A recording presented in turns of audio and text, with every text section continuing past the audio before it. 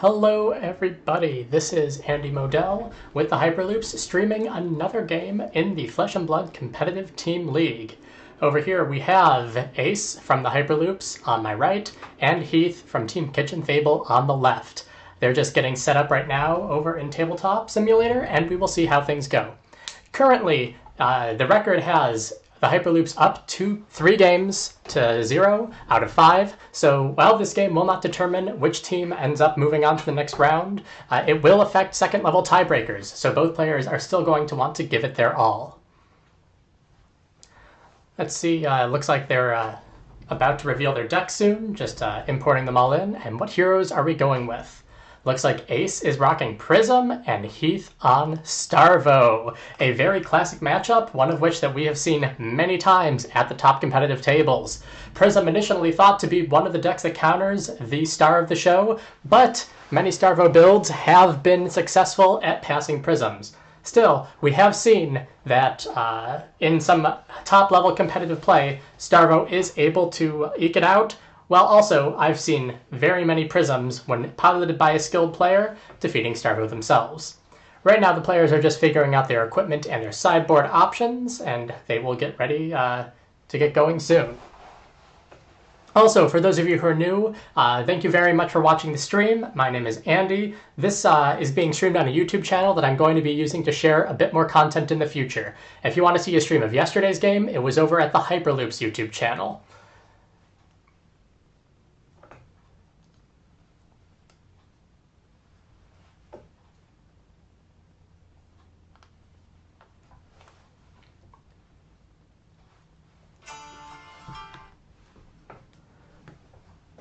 Alright, just a minute more while they sideboard. Hopefully they're going to be ready to go soon. Looks like Heath is about ready to reveal some equipment. Nope, he's just swapping them out.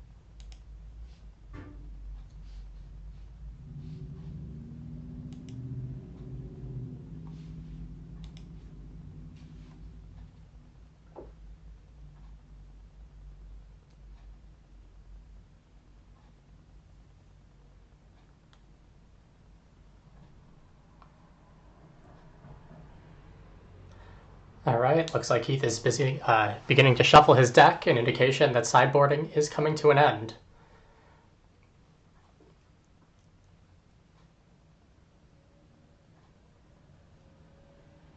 And with the single dice, I'm guessing they're doing an even odd to determine who's going to go first.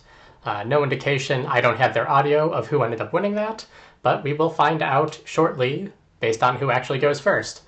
One of the interesting things is that I have seen some Prism builds will choose to sideboard differently based if they're going first or not, but I don't know if that's going to be the case here against Starvo. And we have the equipment coming in. An interesting choice on Heath's side with Snapdragon Scalers and the Hope Merchant's Hood on Starvo. These are not the standard options. Sometimes you see Snapdragon Scalers on the Channel Mount Heroic ones, and the Hope Merchant's Hood is fun because it lets you basically get rid of an old hand, grab a new hand. Because it's an instant, you could do it at the end of your opponent's turn if you're really desperate to try and get a Starvo. Over here we have Ace on Prism going first, ticking up his Tunic. and pitching one of those Genesises and a Herald of Judgment to play another Genesis. Genesis, a very powerful aura, alongside a second aura. This is the Passing Mirage, one of the new ones, preventing his attacks with Phantasm from having Phantasm, basically preventing Starvo from being able to pop those with his high-value attacks. Over here, Heath coming in with his Tunic Trigger.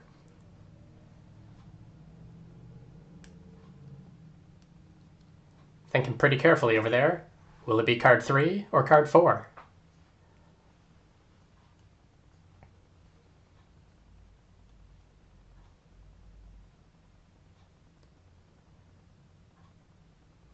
Yep, looks like he is pitching a Polar Blast to attack with his weapon on that Genesis. The interesting thing about Prism is that when you break her auras, it prevents any Go Again from happening, and that's basically your attack for the turn. So, in putting up 2 auras in one turn, Ace is able to make... looks like an extra card or 2 was drawn. I'm not sure what the players are going to do there.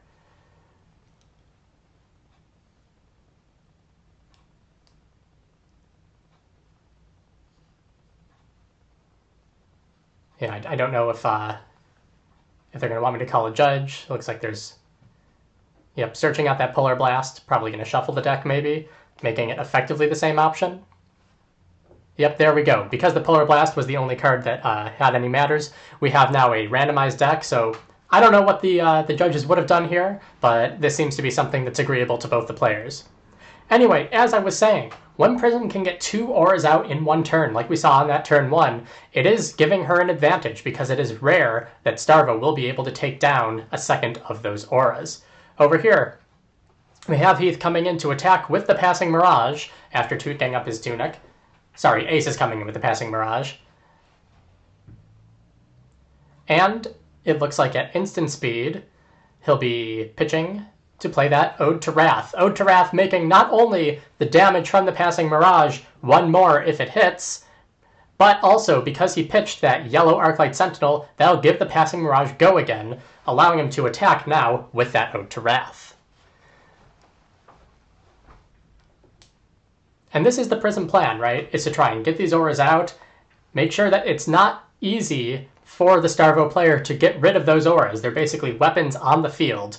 And come in with as many as possible, get as many as possible, build up that army of auras to overwhelm the Starvo. If Starvo were to just come and attack Prism straight away, those auras would keep accumulating, so the traditional Starvo strategy is to just get rid of the auras. Earlier, I may have misspoke by saying Snapdragon Scalers comes in usually on the channel on heroic builds. I also forgot it is pretty standard to see those sighted in against Prism, especially in the instance that you want to hit her for damage before knocking out an aura. But over here we have Scar for a Scar, a generic 0-cost Go Again for 4, Go Again because Heath over there has less life than Ace. So a strategy on Starvo's side is to deal damage to Prism directly, and then, once all of that's done, use the last attack to knock out an aura. You can't knock out the auras first or knock out more than one aura, because Spectra popping does happen before Go Again closing the combat chain. So if you're gonna hit Prism, you have to do it first, unless you have something like a Blink to give yourself another action point. Over here we see that Hammer coming in on the Ode to Wrath.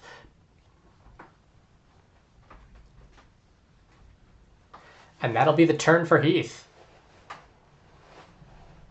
Very interesting not seeing Crown of Seeds on Starvo. I'm so used to seeing that, where he can think about filtering out his arsenal and all of that. This Hope Merchant's Hood, I'm very interested in seeing how that plays out. Over here on Ace's turn, double checking his graveyard. And what will he be doing?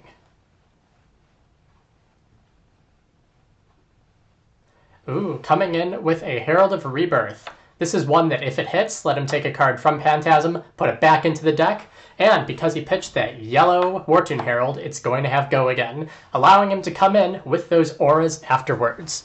Now, if he were, Heath cannot pop Phantasm due to the Passing Mirage, so there's no concern there about those not being able to come in afterwards. If the Herald was popped, Phantasmal Footsteps, a fantastic card for Prism, would allow that additional resource to be paid to get the action point back, but that's not a concern here because of the Passing Mirage.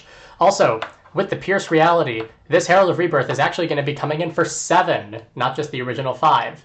And it looks like Heath is opting to take that damage. So the Herald goes to Soul, and it looks like there are no targets to bring back into the deck.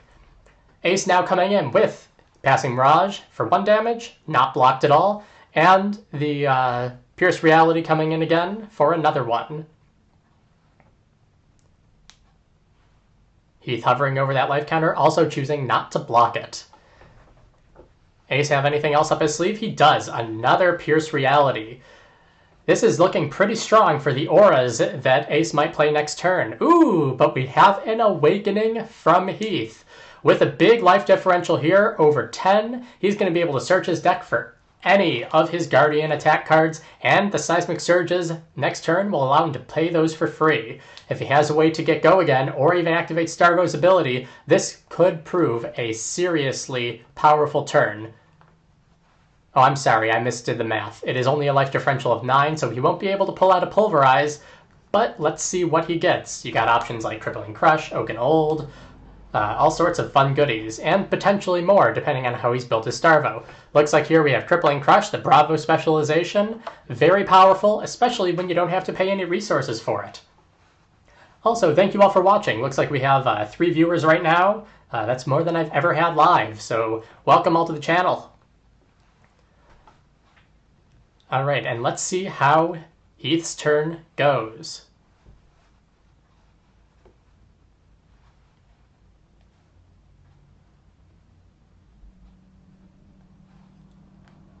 With only 3 cards in hand, I'm not too worried about him popping that Hope Merchant's Hood at the end of Aces to try and get the Starvo ability, because we know one of those cards is that Crippling Crush.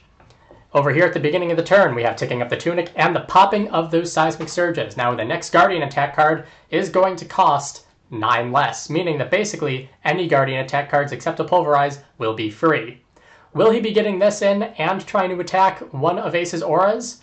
Ooh, looks like he's coming in with a Snatch, probably going to pop those Snapdragon Scalers to give it Go again afterwards, and then deal in damage with that Crippling Crush. Snatch being pretty effective because you want to block it to prevent that card draw, but at the same time, you want to make sure you block Crippling Crush for 8 in order to prevent the additional Crush effect, making you discard 2 cards. What will Ace be doing in the face of this Snatch? He has equipment that can block his Phantasmal Footsteps, his Iron-Tide Gauntlet. Together, those are only 3. You'd have to use the Arcanite Skullcap inefficiently if you wanted to use all of the equipment just to block the Snatch, and I don't think he'll be popping his Fendel Spring Tunic. Will he be using cards from hand to block the Snatch, knowing that Crippling Crush is coming? Normally, he would want to be able to have an effective turn where he could pitch a yellow, maybe use Prism's ability, and then come in with all 4 of those auras, but knowing that this is going to be a heavy turn, we will see how Ace responds.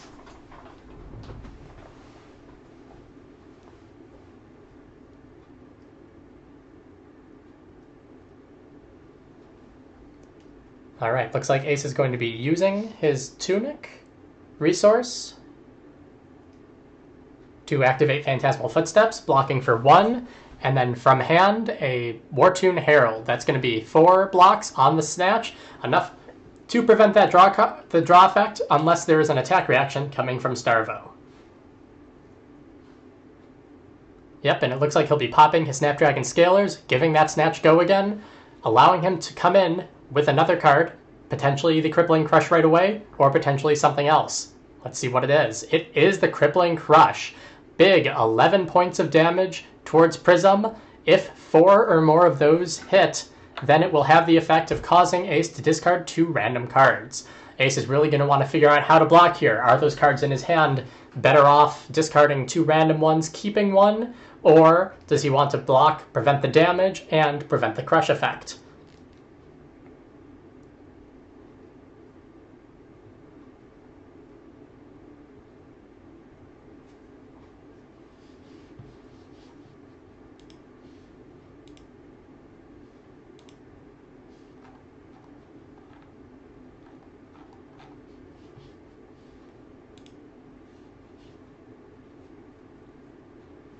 Looks like he is taking his time to really understand the situation here. Oh, and here we go. Pitching some resources, to play Genesis. All of his cards out of hand. There's no worry about the crush effect. Genesis, a very powerful aura. Ace likely won't be doing too much next turn because he's not going to have a high chance of getting that go again, and he'll be taking all 11 damage from Crippling Crush, bringing him down to 25 and keeping that life total close. It's actually nice to keep life totals close in the matchup to prevent big Awakening turns like we just saw. When you keep your life totals close, they have to either fuse Awakening or do something else if they want to get a lot of that damage.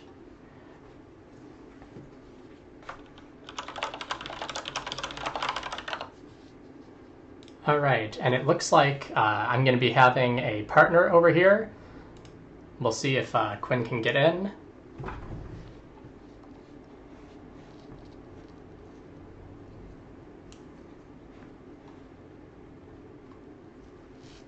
Anyway, over on the game, Prism and Ace just decided to draw and pass, leaving Starvo with a full hand, though 4 errors are facing him. Or maybe he did attack with it. I'm sorry, my eyes were off the screen.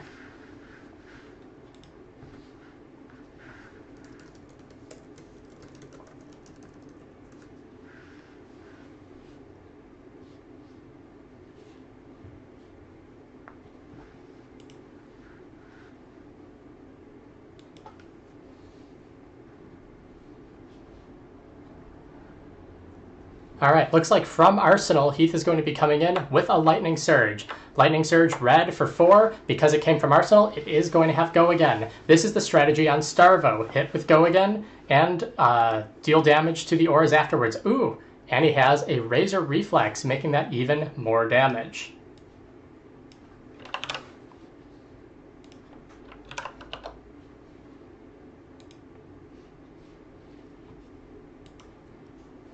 All right, and a Lightning Surge. Wow, that's a very powerful hit on a Lightning Press. Very powerful hit on a little Lightning Surge, and now he's using that hammer to hit the Genesis. This still leaves Ace with a full hand, plus an Arsenal, plus 3 auras on the board. So, will Ace be able to turn this back around into his favor? Let's see. We've had a few very powerful turns from Starvo following that Awakening, and all of those attack reaction and instant speed effects. Looks like we're coming in here with a Herald of Erudition. While it only comes in for 5, it does have Dominate, and if it hits, it is potentially devastating, making giving 2 cards over to the Prism. Ace probably is looking for this to hit, though oftentimes, if the opponent has equipment, this is when you'll see it, blocking with a 3 block from hand, and then either his gloves over here, Crater Fist blocked for 2, or that Stalagmite, which will give him a Frostbite token, making it harder to just attack with these.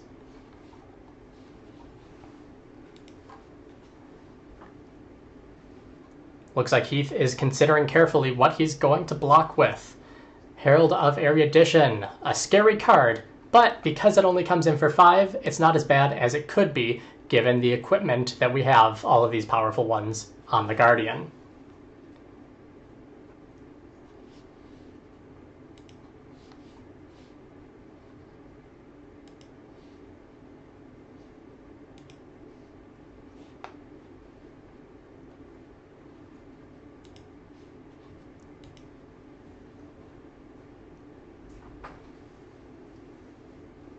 Now, we don't know what's in Heath's hand, but it looks like he's got some careful considerations.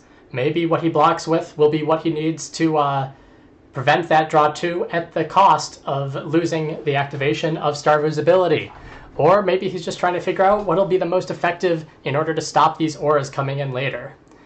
See that Crater Fist coming in? That's 2 block, 3 remaining. I'm sorry. Oh man. Not 3 remaining. We also have 2 from Pierce Reality each. So this is coming in for 5, 6, 7, 8, 9 damage, and it can't be popped by Phantasm.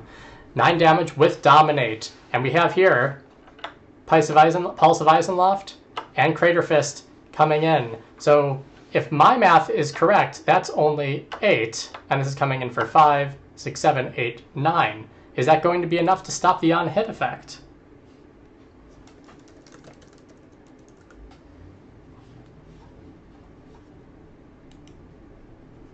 Looks like it's not. That's 1 damage going through. Herald of Erudition, if it hits, it goes into the soul and gives 2 cards of draw. Now, that Pulse of Ice and Loft is going to make the remainder of the Ice and Earth Elemental cards that Heath blocks with this turn more powerful, but I don't know if Heath intended to let that 1 damage leak over. Maybe he did, maybe he didn't. Anyway, Ace coming in here with 4 cards in hand again. Go again, in effect, for all of his Illusionist cards due to Luminaris. And 3 big auras on the field.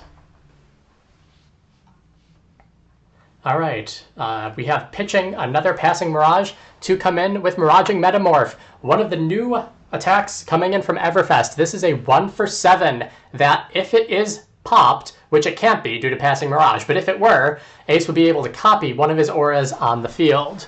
Regardless, this is still 7 damage with Go Again, 2 resources floating, and 2 cards in hand, plus the card in Arsenal. A very powerful turn for the Prism player.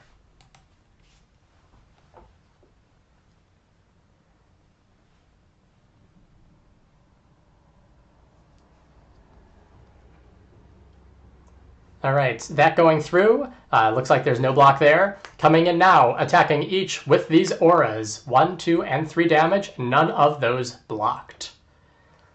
With 2 cards remaining, 2 resources floating, how will Ace follow that up?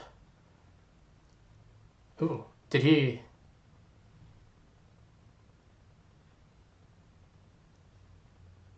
just now use the Miraging Metamorph? I'm not quite sure what's happening. I don't have their audio. But that's been sitting on the field for a little bit, and it wasn't popped. Or at least not that I can see. Maybe he's just moving it to the side there, as he considers his next move. Both players right now at 15 life, meaning that an Awakening from the Starvo would not do anything, but damage right now would open up that possibility. Awakening really is the best way for Starvo to turn games around, but here we have Ace is coming in using Prism's ability to get a Spectral Shield. This is another aura that she can make once a turn by getting rid of a card from Soul, and if Prism is dealt damage, it prevents one of those.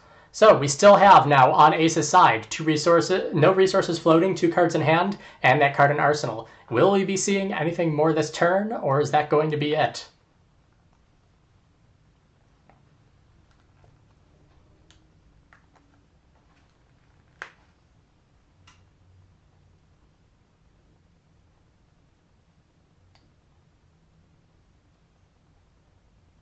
All right, I'm not sure where the Spectral Shield went. Yeah,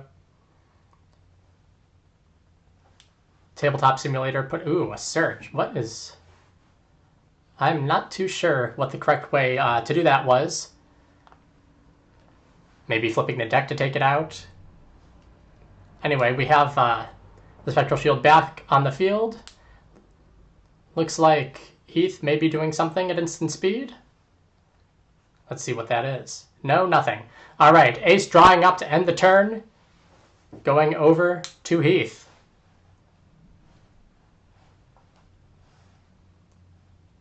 Heath starting his turn, putting a counter on his Tunic, a trigger that nobody ever wants to miss.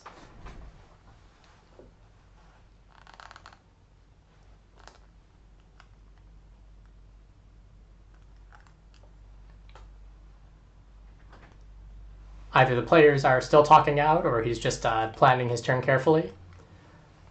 Looks like he is ready for something, though.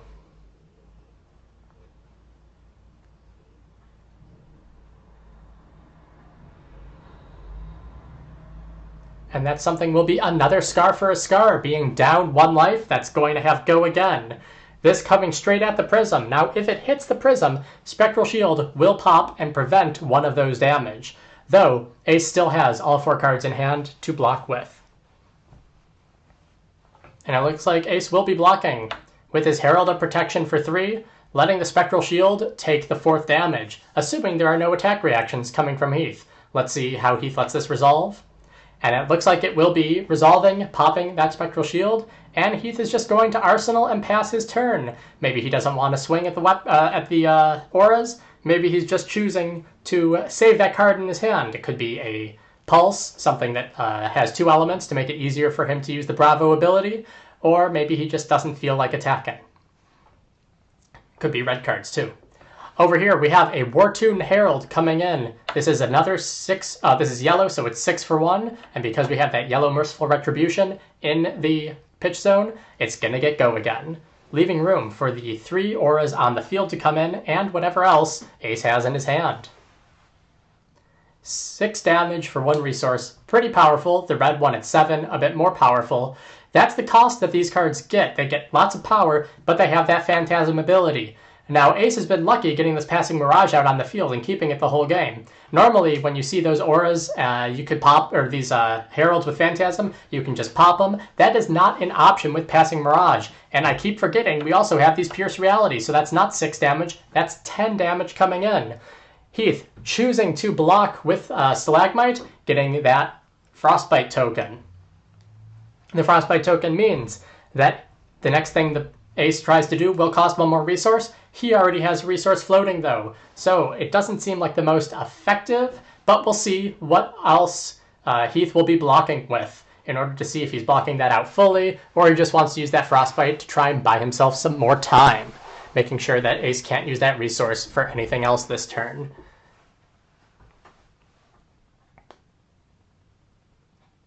Alright, and it looks like the remaining damage is going to go over. 8 damage going from 14 to 6. That is a serious amount of damage.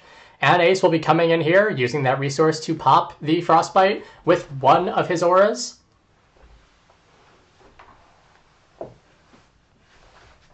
Heath taking the hit. The second aura.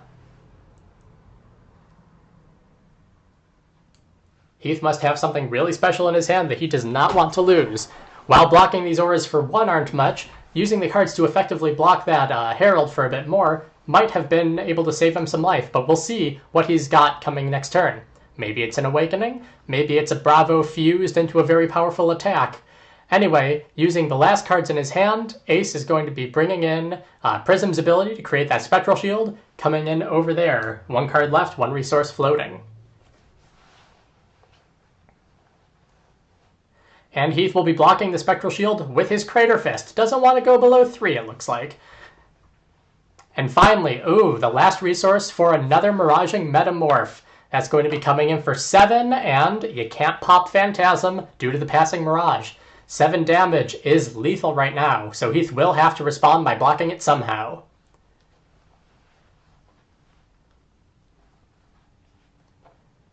Miraging Metamorph, probably one of my favorite Illusionist cards from the new set. It's just so powerful. 1 for 7, can give you another one of these auras if it's popped, meaning you really don't want to pop it, but you also don't want to take 7. A very unfortunate state for the opponent when that shows up. How is Heath going to handle this right now?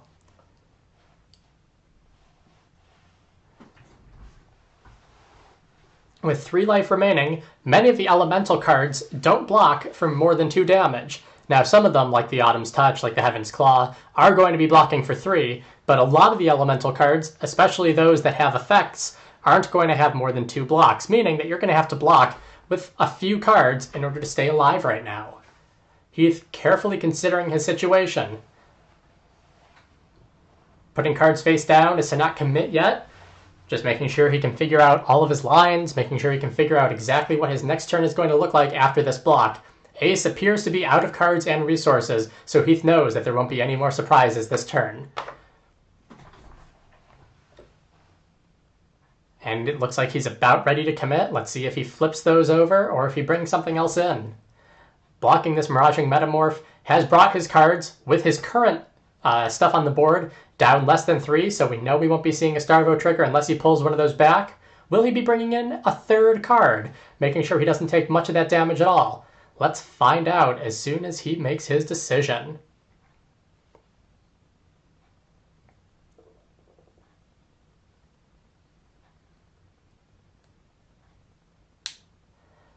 Very tense right now. Taking a look at that set card, making sure he knows exactly what it is. Not able to use his shield again to block because the combat chain was never broken.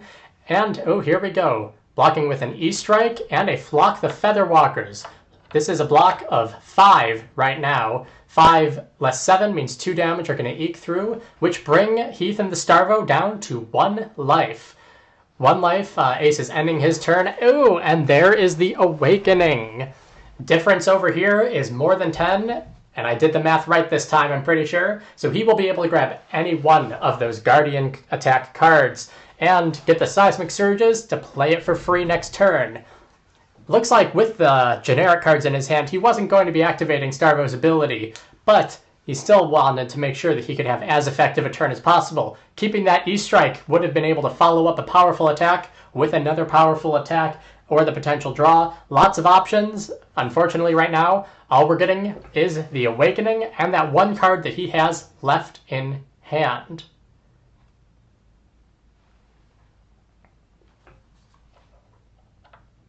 Yeah, and he pitched that yellow Flock the Featherwalkers to pay for the Awakening.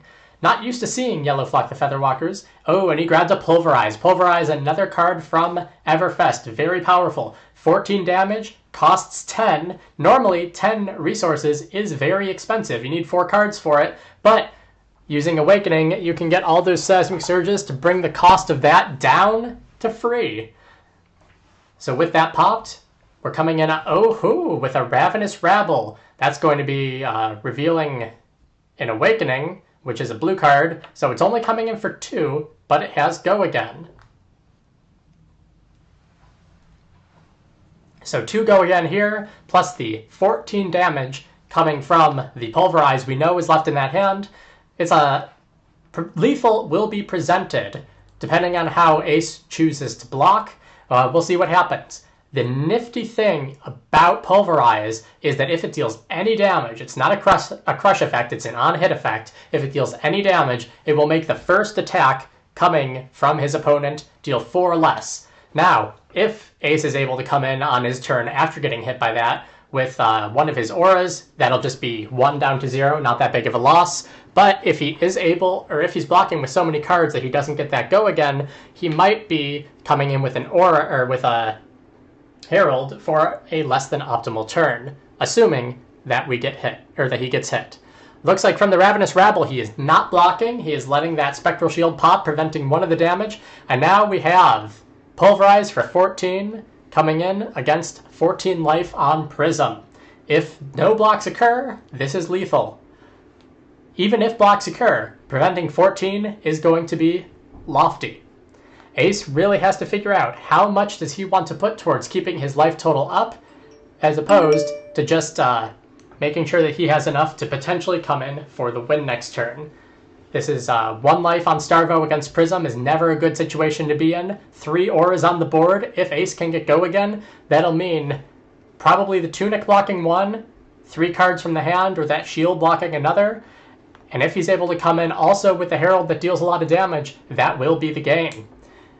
It depends, though, if Ace has a lot of those 0 block or no block instant auras, he's not going to be able to use those right now to block. And here we have a lot of equipment coming in, using the Tunic resource to activate the Ironhide Gauntlets. Looks like they may be discussing that or something else as part of this block step. Or maybe Ace is holding on there as he is still making up his mind on what else to do.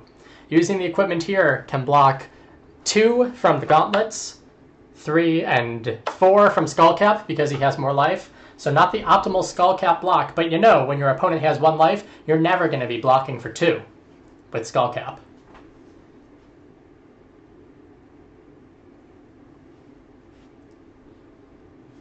Alright, and it looks like that might be all of the blocking that we get. So 4 damage prevented, 10 coming in, bring Ace down to 4. The equipment will be a bit used, but now he really has a full hand, lots of auras on the field. This is an ample opportunity for Starvo to either block out or die. And Prism, really, you want to be in this position. This is what you're using, what you're used to when you're trying to win.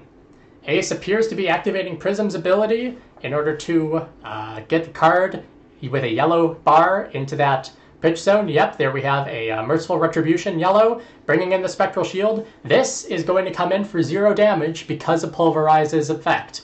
Because Pulverize dealt any amount of damage, it's going to come in for -4. 1 minus 4 for the attack is going to be 0. Looks like the players are talking about that right now.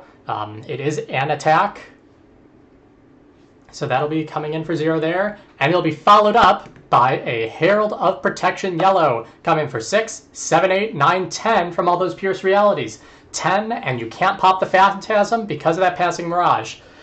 Heath coming in with that Frostbite token, using the shield, and activating his Hood to try and filter his hand for some cards that might block a bit more. This is really the move that you make when you are on your last leg. You either use that Hope Merchant's Hood to get you Stargo's ability, or you use it to try and not die. Over here, we'll see what he draws up. Will it be enough to block out, or is this going to be the turn that ends the game?